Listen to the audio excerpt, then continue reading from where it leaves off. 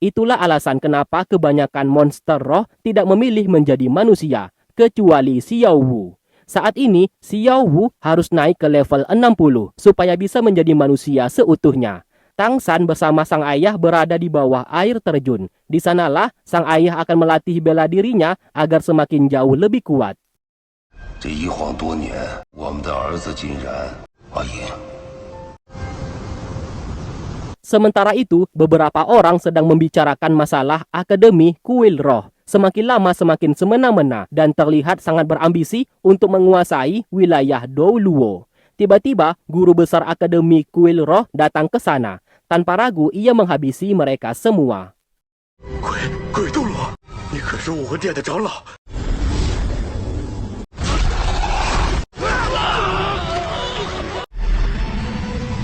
该死！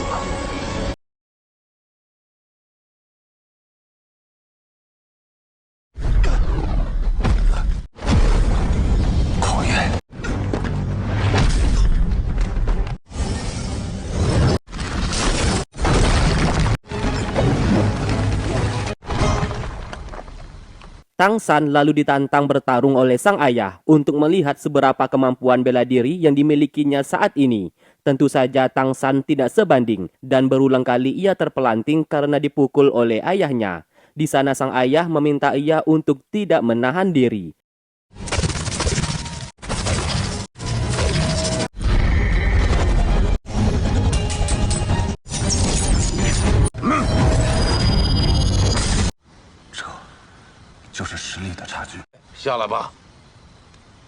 Setelah melihat bela diri dan kekuatan yang digunakan oleh Tang San, ayahnya bertanya dari mana ia mempelajari bela diri tersebut karena sepengetahuannya, kekuatan yang digunakan oleh Tang San barusan tidak seperti berasal dari Akademi Shrek. Tang San lalu memberikan sebuah buku bela diri yang berasal dari sekte Tang.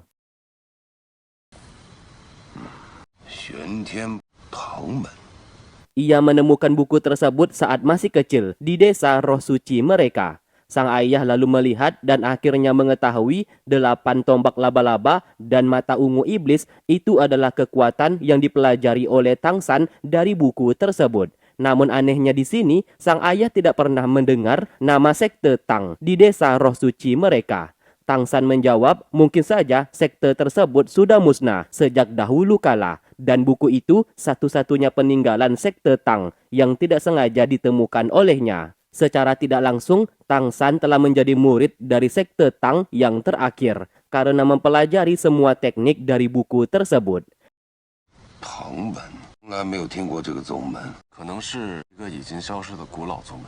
Saat ini, Tang San ingin jauh lebih kuat supaya bisa segera melindungi Xiao Wu.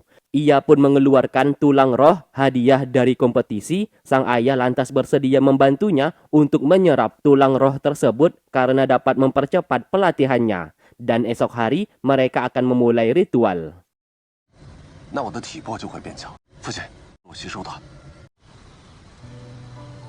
Setelah itu, Tang San terus kepikiran keadaan Xiao Wu saat ini. Terlebih lagi, ia juga penasaran siapa ibunya sebab sejak kecil ia tidak pernah melihatnya karena sang ibu sudah meninggal dunia. Bahkan sang ayah enggan untuk menceritakan identitas ibunya selama ini.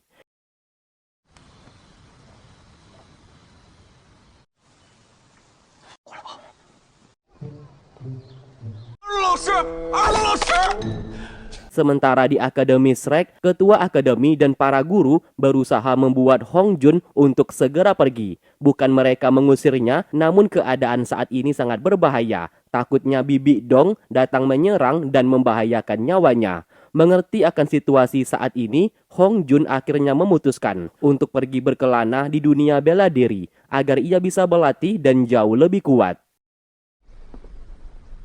武魂殿的人一直在学院外面蹲守，学院里打探小五的下落。孩子们总算是安顿好，也没有什么后顾之忧了。凤凰哮天机。 Baru saja hendak meninggalkan akademi, Hong Jun menghabisi beberapa murid dari Akademi Kuil Roh yang sedang memata-matai Akademi Shrek. Karena ketahuan, murid di sana memilih untuk pergi. 告诉你们的，不要再来史莱克学院。是。 Setelah itu, Hong Jun juga meninggalkan akademi. Tak lama kemudian, utusan dari negara Tiandao dan memanggil Xiao Gang. Kaisar negara Tiandao memanggil untuk bertemu.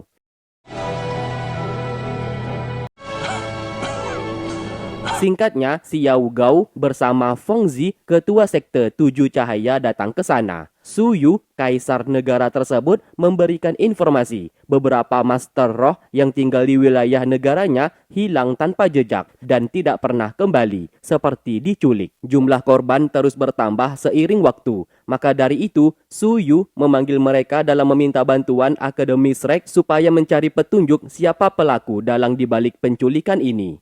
Sesaat putra mahkota datang ke sana, ia bernama King He. Su Yu lantas memperkenalkan putranya kepada mereka.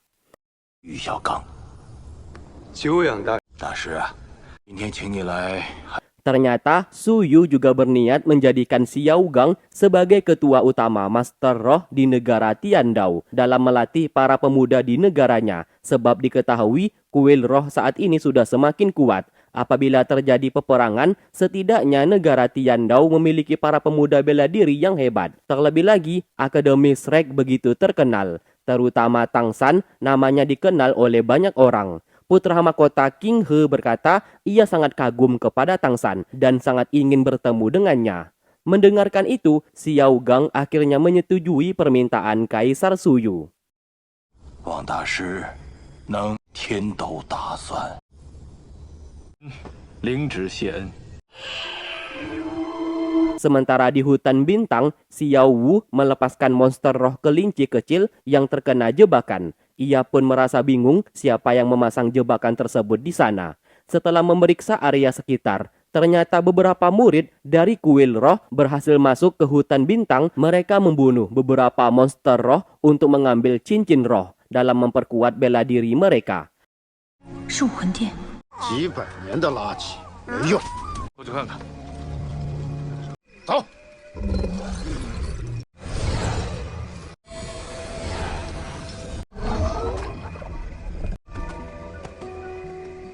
把我们星斗大当成你们武魂殿的狩猎场了吗？ Merasa kesal atas apa yang dilakukan mereka terhadap tempat tinggalnya, Xiao Wu sengaja menjebak para murid kuil roh ini menggunakan alat jebakan milik mereka sendiri.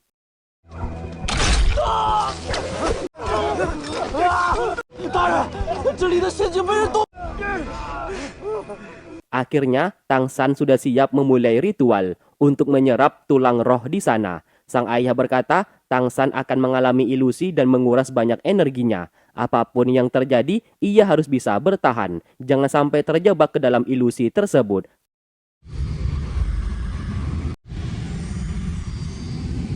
看来考验已经开始了。三哥，害怕了吧？ Karena obsesinya adalah Xiao Wu, alhasil ia terjebak ke dalam ilusi dan bertemu dengan Xiao Wu. Pertemuan itu membuat mereka berdua begitu sangat senang.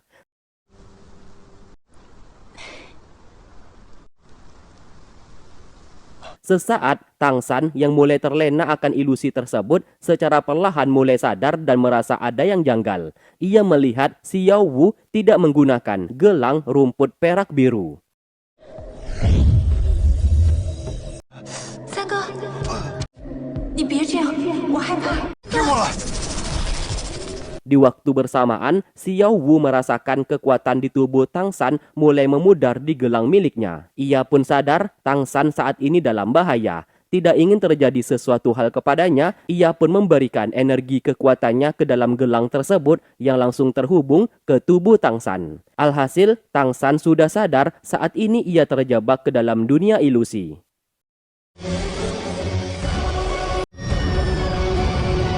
真正的小五还在星斗大森林等着我。三哥，一起加油！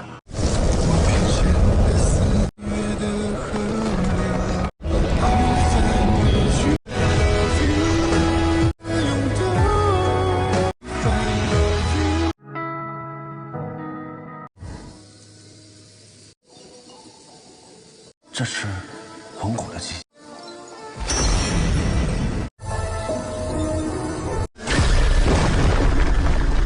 这块头骨让你受益不小。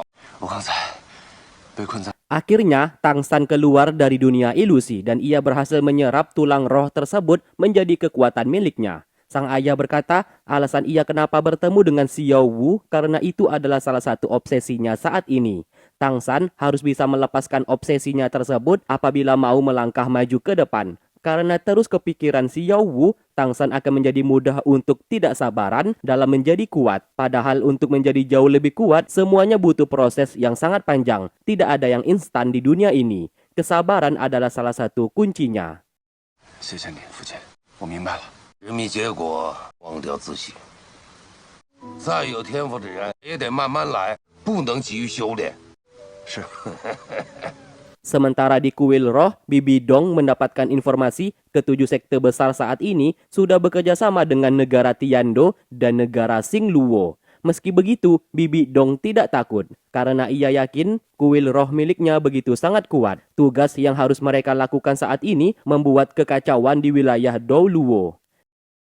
昊天宗避世多年，余下六大宗自拱卫天斗星。如今武魂殿与二鼎立之时，我们现在需要做他日一击即中。 Sementara itu, Tangsan yang sedang mencari makanan di hutan tak sengaja menemukan jejak kaki monster roh. Ia pun teringat Xiao Gang sempat berkata apabila Tangsan mau memperkuat kekuatan palu langit luas, ia harus menambah cincin roh ke dalamnya. Sambil menunjukkan monster roh Zirah Kilin yang sangat cocok untuk palu langit luas. Tangsan lalu mencoba mencari keberadaan monster roh Zirah Kilin di hutan tersebut.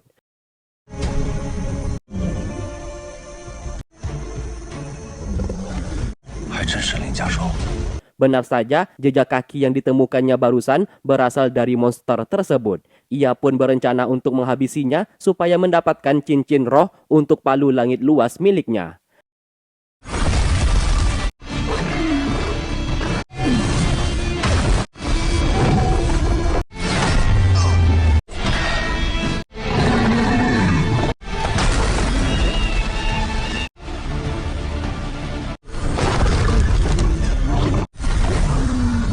就由你来做我昊天锤的第一。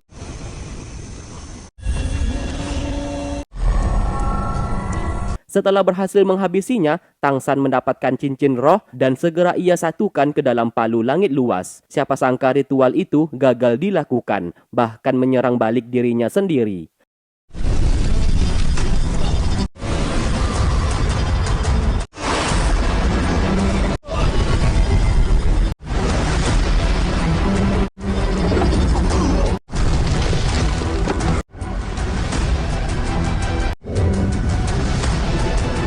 Lagi-lagi Xiao Wu merasakan Tangsan saat ini dalam bahaya. Ia pun kembali memberikan sedikit energi kekuatannya dalam memulihkan kondisi Tangsan. Dan hal itu disadari oleh sang ayah saat melihat tangan Tangsan mengeluarkan rumput perak biru. 这丫头真是有惊有义的。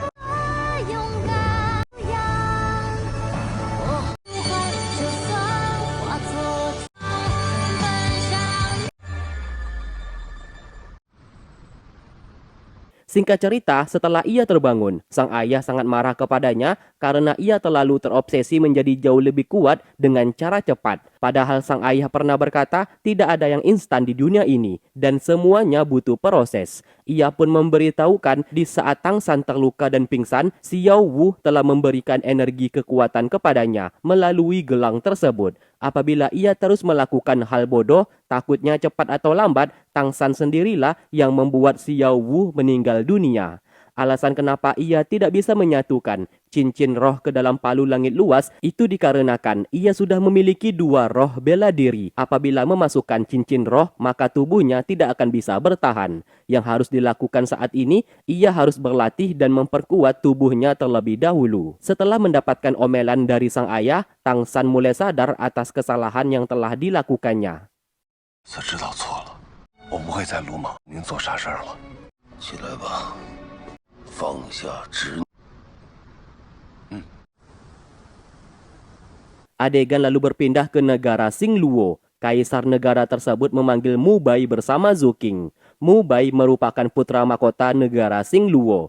Kaisar lalu bertanya keberadaan seorang wanita yang bernama Xiao Wu, yang dikatakan monster roh kelinci yang berusia 100.000 tahun dan menjadi seorang manusia. Tentu saja mereka tidak mau memberitahukan hal tersebut. Mu Bai dan Zhu Qing menjawab, Xiao Wu adalah teman seperjuangan mereka di akademi, tidak peduli apapun identitasnya. Tiba-tiba Kaisar marah besar dan menganggap mereka berdua akan mati sia-sia apabila berjuang bersama Xiao Wu yang dianggap hanyalah seekor monster roh yang tidak pantas untuk mereka lindungi. Adipati negara Xingluo yang merupakan ayahnya Zhu Qing mencoba menenangkan Kaisar. Setelah itu, Kaisar berkata di saat dulu Mu Bai bersama Zhu Qing berhasil mengalahkan Dai Weishi, kakaknya Mu Bai, beserta Zhu Yun, kakaknya Zhu Qing. Maka dari itu, mereka berdua sudah resmi menjadi pewaris keluarga kekaisaran. Negara Xingluo tidak pernah memiliki dua pewaris. Satu hal yang harus mereka lakukan adalah membunuh kedua kakak mereka masing-masing. 有一件事情，你们必不会有2位继承人。 我是不会做的，置至亲骨肉于死地。 Singkatnya, mereka mulai membahas masalah tersebut. Zhu Qing tidak mau membunuh kakaknya. Begitu juga dengan Mu Bai. Mereka menganggap peraturan dari leluhur mereka terlalu berlebihan. Maka dari itu, Mu Bai bersama Zhu Qing mulai merencanakan sesuatu hal. Di sisi lain, Bibi Dong mendatangi suatu tempat dan terlihat banyak sekali kepompong manusia di dalamnya. Dan ia menggunakan 8 tombak laba-laba sama seperti Tang San untuk menyerap energi kekuatan dari sana. Yang ternyata hilangnya para master roh saat ini ulah dari Bibi Dong.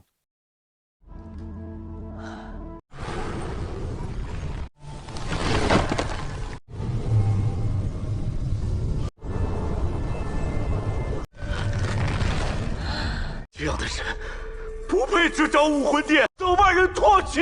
等我登上了传说中的顶峰，全天下，你这样做是逆天而行。你太吵。我比比东的命